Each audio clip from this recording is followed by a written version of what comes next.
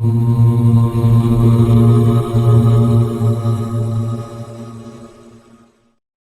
Matre Namaha, everyone. Before I start today's video, I bow down to the divinity within each of you, and I also offer my humble prayers to my entire Guru Mandala, and I request all of them to please guide and lead me through this session.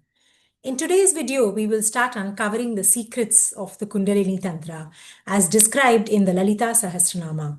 Today, we will cover verses 38 to 40.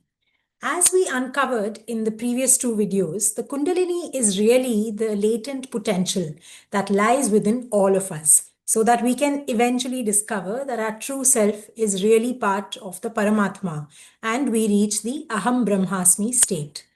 On the path of awakening, all knots must be untied. The umbilical cord must be cut if you want to discover an identity of your own.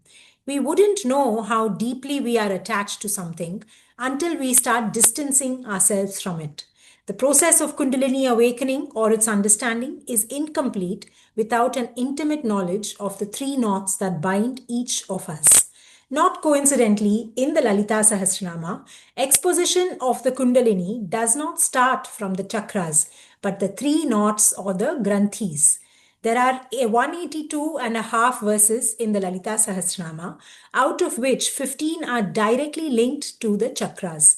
They mention the sadhana, hidden aspects of the chakras, the nature of the chakras, their forms, their colors, and the syllables that govern them.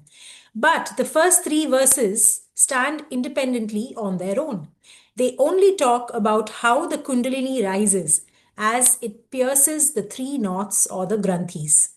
I will now chant the verses which first mention the Kundalini. मूलाधारैक निलया ब्रह्म ग्रंथि विभेदिनी मणिपूरांत रुदिता विष्णु ग्रंथि विभेदिनी आज्ञा चक्रांतरालस्था रुद्र ग्रंथि विभेदिनी सहस्राराम्बुजारूढ़ा सुधा साराभिवर्षिणी तटिल्लता समरचिः षट्चक्रोपरि संस्थिता महाशक्ति kundalini बिसतंतुतनीयसी. So, the literal meaning of these verses is that verses 38 and 39 talk about how from the Mooladhara chakra to the upwards, the Kundalini moves to the Swadhisthana chakra after piercing the Brahma Granthi. She then goes through the Manipura chakra up to the Anahata chakra after piercing the Vishnu Granthi. She then continues to rise up through the Vishuddhi chakra, and when she reaches the Agnya chakra, she pierces through the Rudra Granthi. She finally reaches the 1,000-petaled lotus, the Sahasrara chakra, where she enjoys a shower of nectar and divine bliss, and she is reunited with her consort Kameshwara. In the 40th verse, the Kundalini is described as a flash of lightning as it rises above the 6 chakras. She is called as the Mahashakti, and her form is described as being even more subtle than a fraction of a billionth part of a strand peeled from a lotus stem. So, what is the deeper meaning of this? In sadhana, you will face many types of external challenges due to your surrounding environment and many internal hurdles. Internal challenges that block your progress to start looking inwards mainly rises because of your thoughts, emotions, and desires. This is where the three granthis or knots described in the Lalita Sahasranama come into play. Granthis are really the knots of samskara that keep us bound in ignorance and samsara. They are the masses of nadis that are closed off due to the prana flowing only in particular ways. The number and the location of the granthis varies depending upon the tradition. In our Sri Vidya tradition, as described in the Lalita Sahasranama verses that I just chanted, they are named after the Holy Trinity: Brahma, the god of creation, Vishnu, the god of preservation, and Rudra, the god of dissolution. Here, these granthis refer to the creation, preservation, and destruction of the ego or ahankara.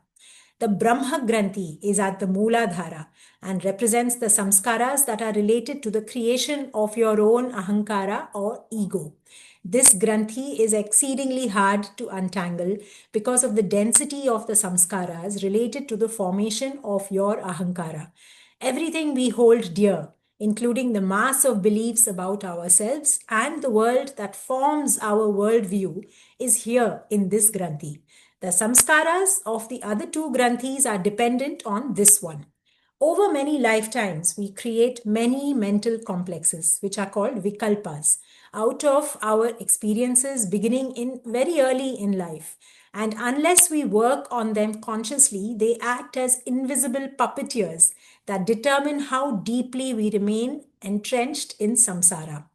The Vishnu Granthi is at the Manipura chakra and is made up of obstructions that preserve the ahankara.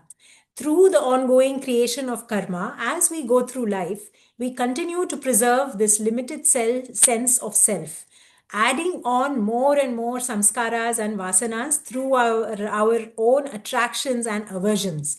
It is because of this preservation that your me story is kept alive. Finally, the Rudra Granthi is at the Agnya Chakra and represents the samskaras that prevent the clarity of discernment or reasoning. It is called the Rudra Granthi because your ahankara is finally laid to rest through perfected reasoning, which is called tarka, that brings an end to your ahankara. The Kundalini, in her ascent, pierces through each of these granthis, releasing the knots, and is finally able to open previously closed off nadis and rises up through the Sushumna nadi up to the Sahasrara chakra to reach the Aham Brahmasmi state, where your Jivatma finally merges with the Paramatma. In the next video of this series, we will discover more details about the Mooladhara chakra. So that was it for today. I hope you learned a new perspective which will help you in your own journey to inner light. If you like this video, please like, share, and subscribe for more. Love and light, Shri.